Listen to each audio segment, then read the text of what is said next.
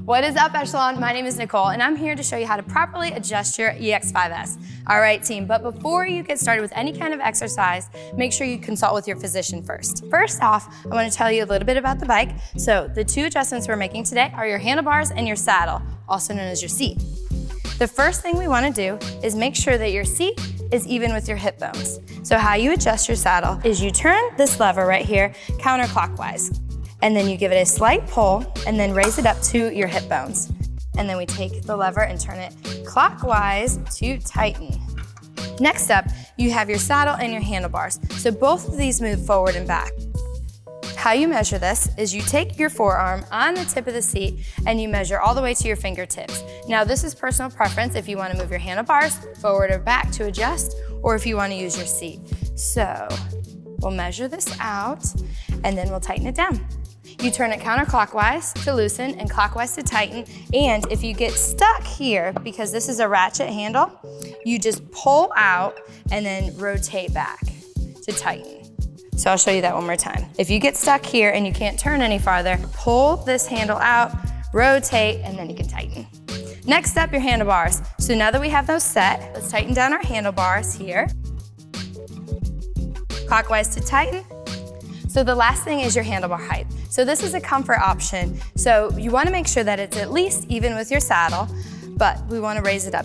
First, put one foot on the base of the bike, pull the lever out, and you pull the handlebars up. Make sure it's even with your saddle, and then tighten by going clockwise.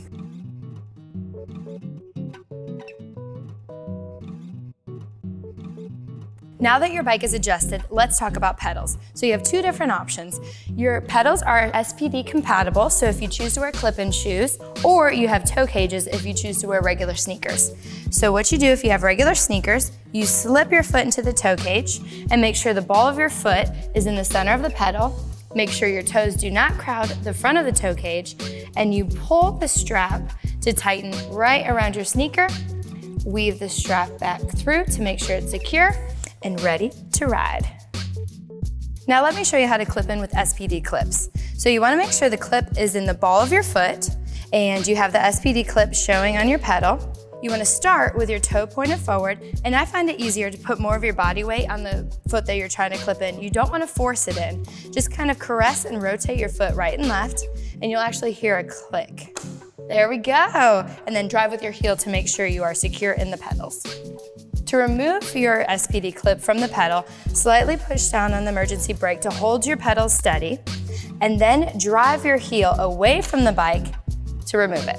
So a little trick to know how to install your SPD clips is notice the arrow is pointing towards your toes. Now when you go to clip into your pedals, when you rotate your foot right and left, you're sliding into the clip.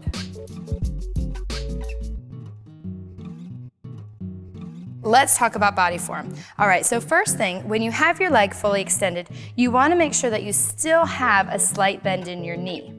When you have your pedals perpendicular, you want to make sure that your knee does not go over your toe and your shin is straight.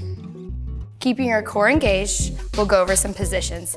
Now, don't worry if you do not remember all of these positions. You can always mirror what the instructor is doing. So first position is with your hands right here in the center of the handlebars, slight bend in your elbows. Second position, we take our hands out to the edge of the handlebars. And then third position, we need to add a little bit more resistance here. You want to make sure you have enough resistance to hold your body weight. You want to feel the push and pull under your pedals. Your bike has 32 levels of resistance. You adjust the resistance by this knob right in between your knees. To increase the resistance, you turn the knob clockwise. Now, to decrease the resistance, you turn it counterclockwise. And if any point during a ride you need to stop the pedals abruptly, you push down on the emergency brake. Now, once you feel secure, we head up out of the saddle. Keeping your feet flat, we move our hands all the way out to the edge of the handlebars. Now, even though our hands are out to the edge of the handlebars, you want to make sure that your body weight is back over your pedals and you're keeping your feet flat on each pedal stroke and you have light weight on your handlebars. Just think about your handlebars only being there so you don't lose your balance. Now that you know all the positions and your proper form, you are ready to get started. The EX5S has a dual water bottle holder so you can stay hydrated and cool throughout your ride. And then if you want to add weights to your ride, we also have a weight rack on the back of the bike equipped for 2-pound dumbbells. If you'd like to take a Fit Pass class, your screen actually flips, so you're able to take your Fit Pass class right in front of your bike. The EX5 is equipped with an adjustable tablet holder, and it fits tablets up to 13 inches. It also has a USB port, so you can charge your tablet while you're riding. Easily flip your screen 180 degrees to enjoy a Fit Pass class off your bike.